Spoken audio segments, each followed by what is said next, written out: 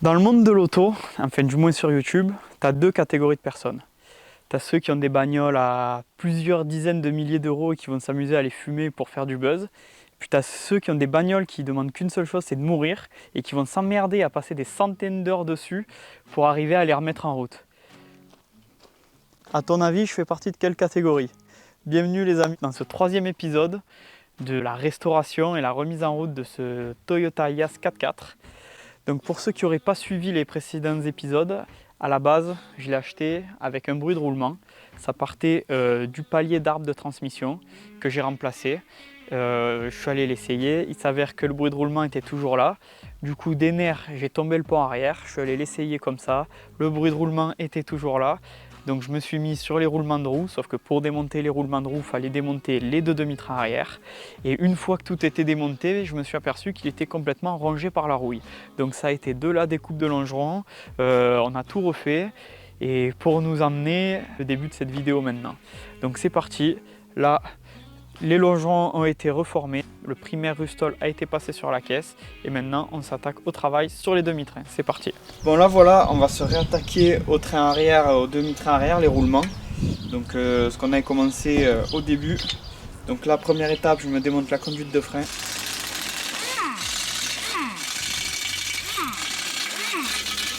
Voilà, donc là l'idée, comme c'est une seule pièce, le train arrière et le port du roulement quoi en gros. J'essaye de mettre un arrache ici, tu vois, afin de pousser le moyeu ici dehors pour pouvoir l'extraire comme ça, parce que mettre tout ça dans la presse, ça va être un petit peu compliqué. Écoute, voilà, j'ai mis l'outil, on va essayer, on va voir ce que ça donne.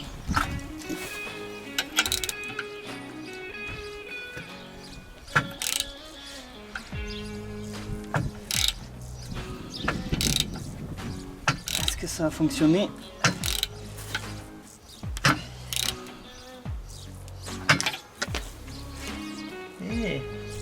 Ça a l'air de le pousser.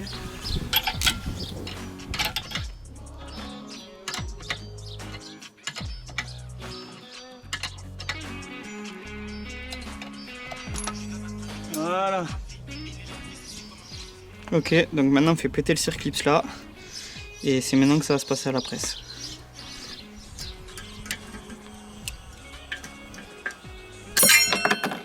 Regarde les portées mon gars. Toutes ces marques que tu vois là, ben ça part pas, hein. C'est creusé.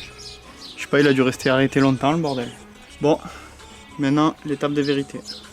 Bon allez, j'ai mis le train arrière dans la presse, dans la petite presse que Vévor m'a offert. Je vous avais fait une vidéo, d'ailleurs je vous mets le lien de la presse en description si ça vous intéresse. Bon, ça a beau être une 12 tonnes, là j'ai quand même pas grand espoir. On va voir, là je l'ai juste mis en place. Essayer de pas me prendre ça dans la gueule aussi.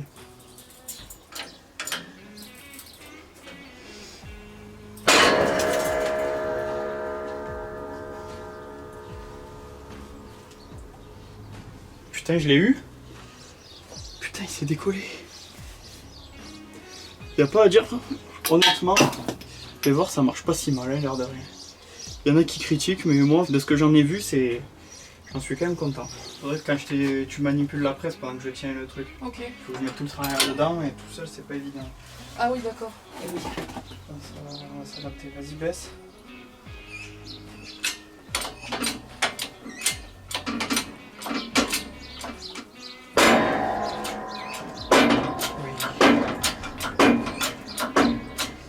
À la limite descend, je vais le tenir parce qu'il va se péter la gueule.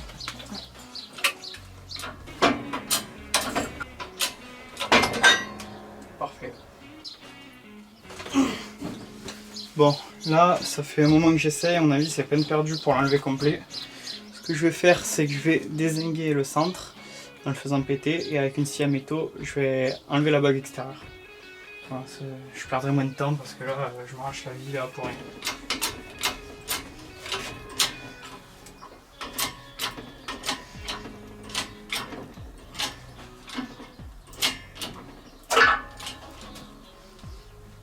Voilà. Bon là les amis, pour extraire les ciernes blocs, bon là tu as bien compris que c'est grippé, c'est une seule pièce, les deux trucs en métal.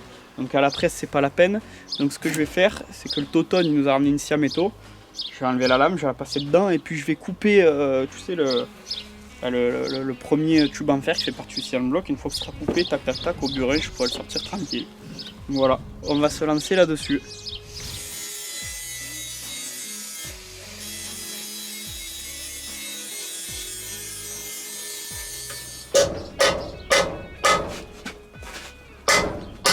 Bon, j'ai même pas pu vous filmer le moment où il sortait parce que j'ai commencé à le découper, puis il est venu d'un coup. Bon, ça va, c'était pas rouillé sur toute la largeur, ça a juste commencé. Donc vas-y, hein, c'est parti, on fait le deuxième maintenant. 2 hours later.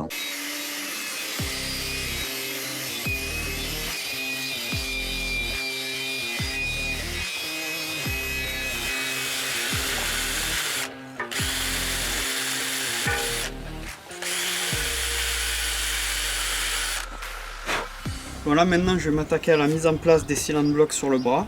Donc je les ai déjà graissés. Là, faut faire attention, on va pas se faire avoir parce que c'est les mêmes, mais ils n'ont pas le même diamètre intérieur. Parce que celui-là, tu as un excentrique dedans pour pouvoir régler la géométrie, donc ça va de ce côté. Parce qu'une fois que tu les as rentrés, c'est mort, hein, donc te trompe pas. Donc là, ils se rentrent comme ça. Ce que je vais faire, je vais essayer de les mettre 2-3 coups de marteau pour les amorcer dedans, et puis après on le fera à la presse. Parce qu'à la presse directement, ça part en travers et tout, il faut mettre tout le bras à la presse. Donc c'est assez galère. Dès que ça c'est en contact, voilà, arrête et éloigne-toi et dis-moi si je suis droit ou pas. Est-ce que le bras est en biais ou est-ce qu'il est de droit? Non, ça a l'air d'être droit. Ouais.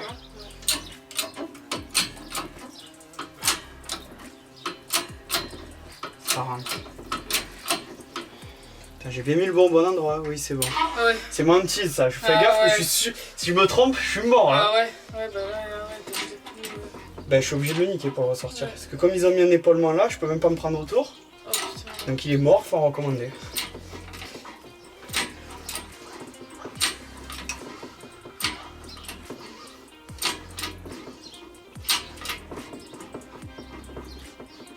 Ok mon caillou.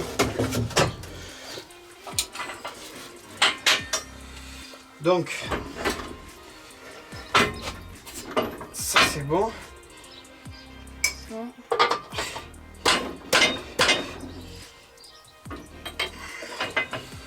Et la plaque noire. Mais tu vois, on peut pas aller assez loin. Ah ouais, putain, ouais. À ne pas refaire chez vous. Hein. Vas-y. Dès que ça le met en biais, je vais le... Vas-y, vas-y, vas-y. Stop. Putain, mais ça va facile en fait. Vas-y. Ouais, en fait, dès qu'il descend d'un côté, tu le redescends. C'est ça, stop. Ça devient dur d'un coup, c'est que tu y es. Ok.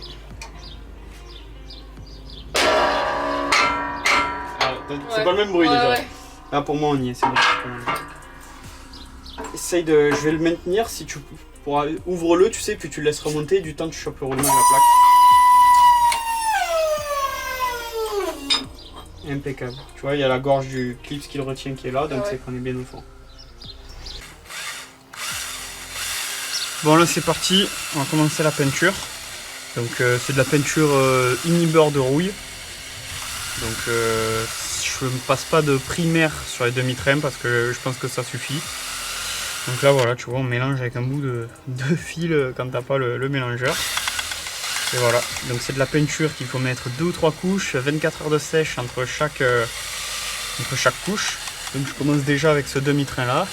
Et du temps que je prépare l'autre, celui-là il aura le temps de sécher sur son support.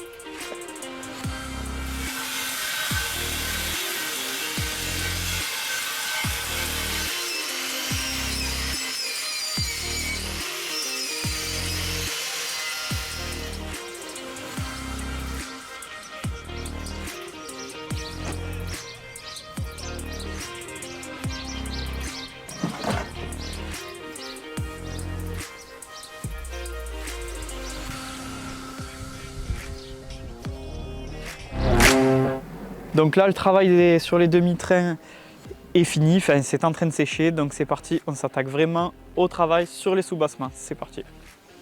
Bon, ça y est, on va enfin pouvoir passer à l'étape peinture, donc le rustol là est sec depuis un petit moment. Donc ben voilà, j'ai masqué les parties que j'avais à masquer, et là ça va être la première fois que je peins au pistolet, donc soyez indulgents, ça va que c'est du soubassement, c'est pas grave, c'est surtout pour donner la couleur, j'allais dire même pas, c'est surtout pour faire une protection. Donc s'il y a 2-3 coulures, m'en veuillez pas. J'ai vu qu'il fallait diluer à 5% la peinture avec du white spirit. Puis après là le compresseur est en train de charger. Et dès qu'il a fini, ben, on va tester la première fois de ma vie de peindre au pistolet, on va voir ce que ça donne. Si c'est de la merde, on finira au pinceau, je te le dis direct.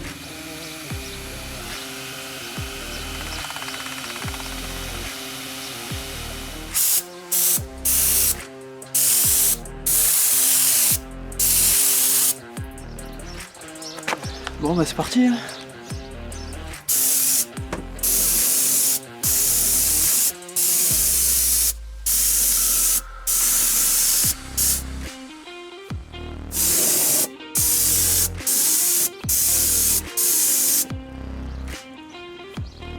Ça va pas l'air si compliqué au pistolet. Ouais. C'est juste que c'est une position de merde. Ouais, c'est ça.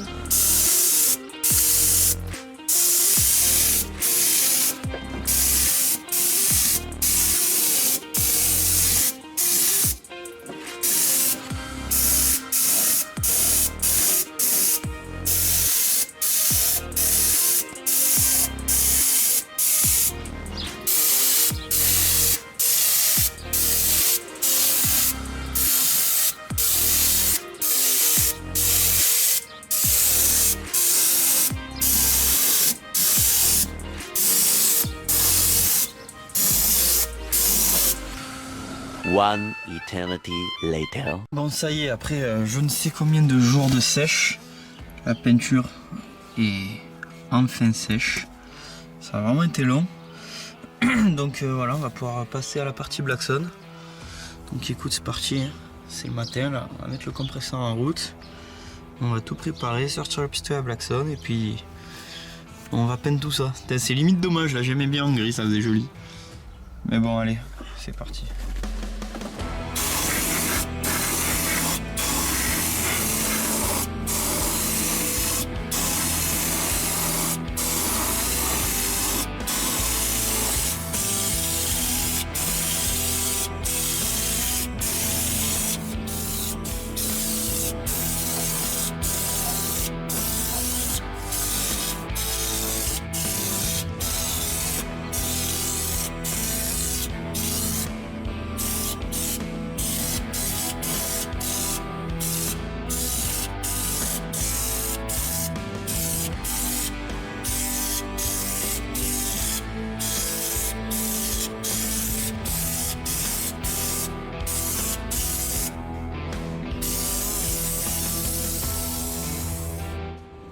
Bon allez ça y est, maintenant que la peinture est sèche sur les bras, bon j'ai dû meuler un peu là parce que le mongol qu'il a changé avant il m'a rentré son marteau, donc ça c'était chou-fleur.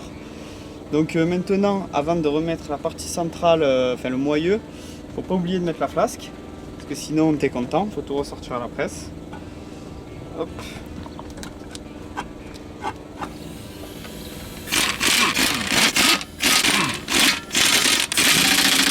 Et maintenant on peut remettre le moyeu. Bon, je t'explique. Il faut mettre ça, c'est là où vient la roue. Ouais. Là. Ok. Sauf que tu sais, on peut pas le mettre jusqu'au milieu. Oui, enfin, oui. bon. Première étape, c'est d'arriver à mettre ça au-dessus de ça. Hop.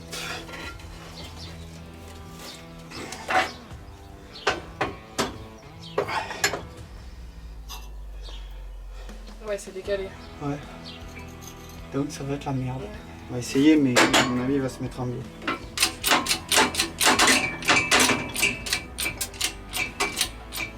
C'est même pas la peine, c'est même pas la peine. Non. Putain.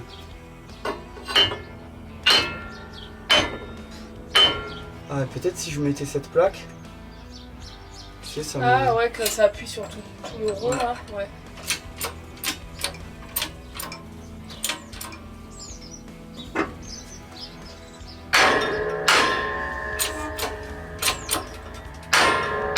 On va faire comme l'autre. Hein. Ouais.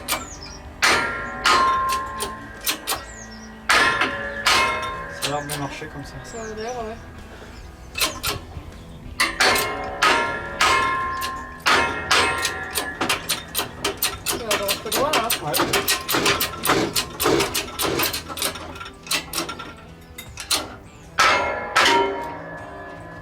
Allez, c'est bon.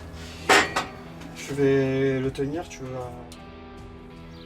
Bon allez, maintenant, on va se mettre la cire corps creux. Bon alors tu vois, j'ai pris chez Restom les cartouches de cire corps creux, sauf que là pour le coup ils sont très intelligents. Tu vois, ils ont fait la cartouche plus courte.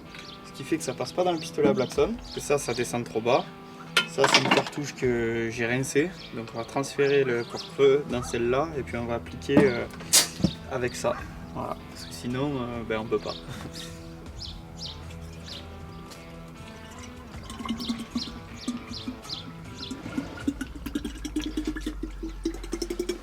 Du coup sur le pistolet à Blackson j'ai adapté un embout, tu vois, avec une durite que j'ai percé au bout pour que je puisse rentrer ça dans le longeron. Et puis je tire en arrière et ça en met sur les côtés parce que si tu laisses le bout, tu vois, regarde, il y a une vis au bout, si tu laisses ça va aller tout droit mais ça va pas aller sur les bords. Écoute, on va essayer ça, je suis pas sûr à 100% du résultat mais bon, on verra bien. Allez c'est parti, je vais mettre la caméra un peu loin parce que je sens qu'il va y en avoir partout. Bon allez, premier essai, on va mettre les lunettes. Donc, elles sont pourries. Donc il faut mettre l'embout le plus loin possible et tirer en arrière en gros. C'est ce qu'on va faire. Donc là on va se concentrer sur la partie arrière des longerons. Parce que s'il faut découper, apparemment c'est inflammable le produit, donc s'il faut découper et ressouder devant, je préfère le faire après.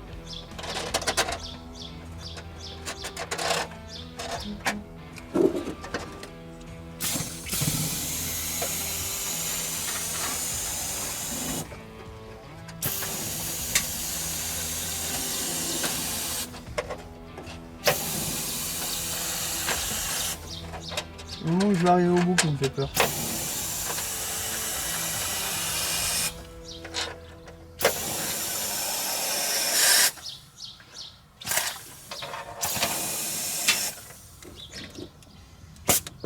Ah putain! Ça va être long et chiant cette affaire.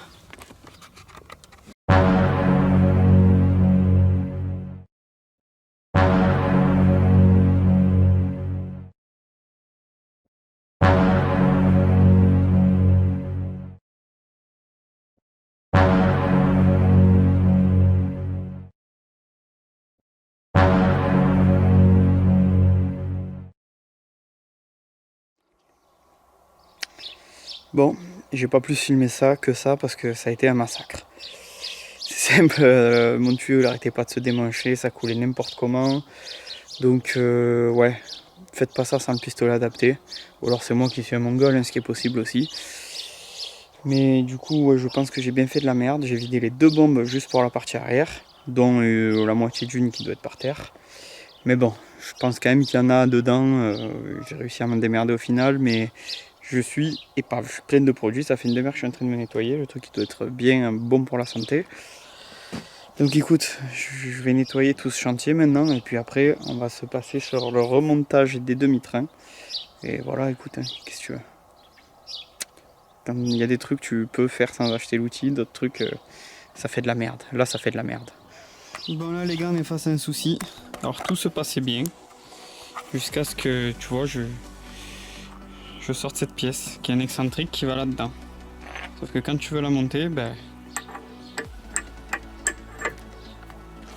c'est pas la bonne. Donc là t'as bien compris que je dois partir avec, j'ai pas le temps de refaire quelque chose. Donc là j'ai commencé à étudier un peu l'affaire. Là tu vois, j'avais une glissière de siège qui traînait, un tube du bon diamètre externe. Donc on va se le passer dedans. Tu vois, pas trop de jeu. Le souci c'est que il est moins épais que là. C'est du 16, donc ça nage. Alors ce qu'on va faire, je sais que c'est pas top mais c'est pour dépanner. Je vais faire des points de soudure là, tac tac, un peu tout autour pour passer de 16 à 14 le diamètre et que la vis elle s'ajuste parfaitement. Ok, donc voilà, donc j'ai coupé mes tubes, je l'ai rentré en force dans l'ancien excentrique qui était d'origine sur le camion. Donc là tu vois, ça passe nickel. Et puis de l'autre côté il va falloir lui faire une forme un peu, tu vois, il y a comme un hexagonal, je sais pas si tu verras, s'il veut se mettre au point. Du coup il faut arriver à faire cet hexagonal là-dedans. Qu'est-ce que ça donne une fois fini? Donc là en fait je l'ai vissé dedans un peu en force pour donner l'empreinte, donc là c'est bon. Et là pour le diamètre que c'était du 16, j'ai rechargé la soudure en fait, j'ai remelé et maintenant c'est du 14. Donc la vis est guidée de ce côté parce que c'est réduit et de ce côté là. Allez, c'est bon. Les vacances sont sauvées.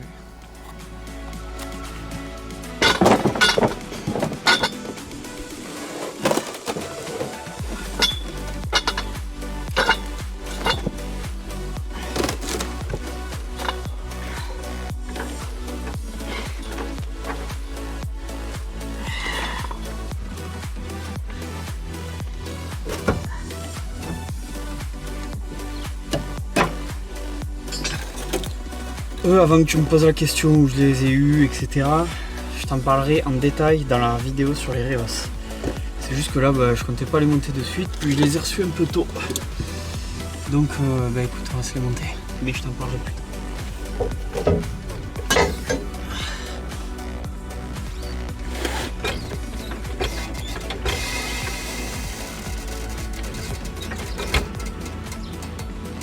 On va pas rester tout le temps.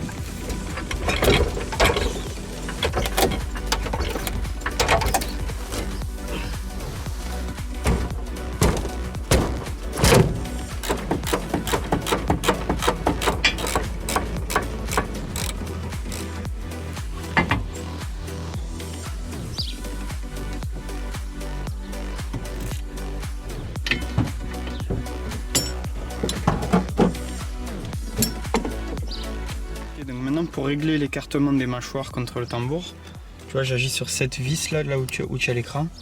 Alors derrière, tu vois ici, il y a une trappe où tu peux passer le tournevis. Donc on va remettre le tambour en place et puis on va tourner la molette là par cette vis. Quand ça commencera à lécher doucement, ce sera beau.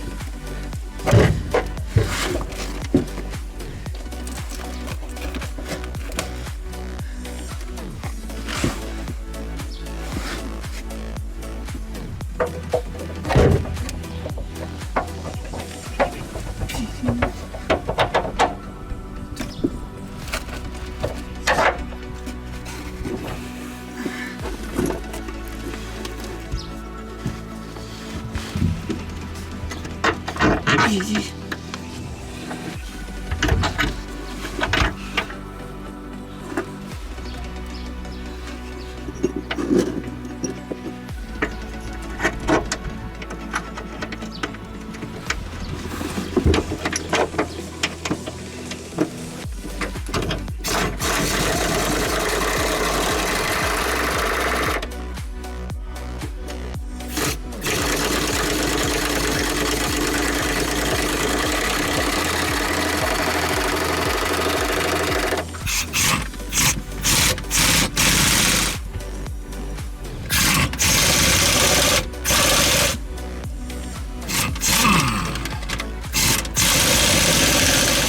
Donc là je vous ai pas trop filmé la fin du remontage parce que je vais pas te mentir, j'étais assez pressé.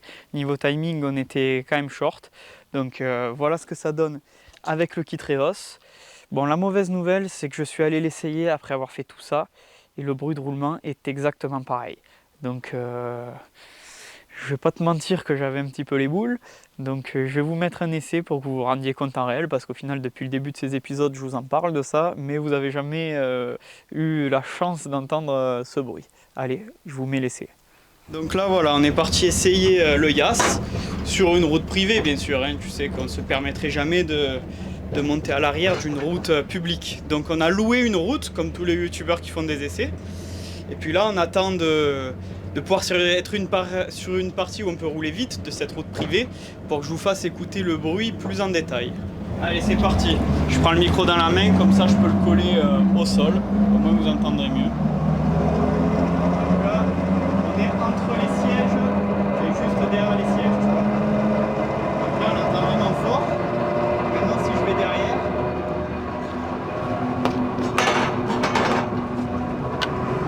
et ben, tu vois on entend beaucoup moins. Enfin, moi quand je colle mon oreille du moins, j'entends beaucoup moins, j'entends vraiment juste derrière entre les sièges. Bon voilà les amis, on arrive donc au bout de cette vidéo. Bon comme vous l'aurez vu, je pense qu'il aurait mieux fait d'aller à la casse parce que ça fait quand même pas mal d'efforts pour rien. Enfin pour rien, ce sera toujours fait. Mais bon la finalité c'est qu'on devait partir en vacances avec, se faire le tour des Balkans. On est resté à la maison, bon je pense qu'il y a plus grave dans la vie. Mais du coup tu vois, on ne se laisse pas abattre. Voilà, je vais vous présenter ce qui va arriver ensuite. Une boîte de Land Cruiser de KZJ90 avec le blocage central de différentiel et les vitesses courtes. Ça va arriver très rapidement parce que j'en ai marre de ne pas pouvoir rouler avec. Je l'ai acheté, le seul trajet que j'ai fait c'est pour le ramener. Donc là voilà, on va commencer à s'affoler, on va se déposer la boîte, refaire toute la partie centrale de la rouille et puis c'est parti, hein. On va faire de ce camion de van lifer un vrai 4x4. Ce sera dans les prochains épisodes. Du coup, si vous avez kiffé cette petite vidéo les amis, n'hésitez pas à vous abonner à la chaîne et à me suivre sur Facebook et Instagram. Allez, ciao!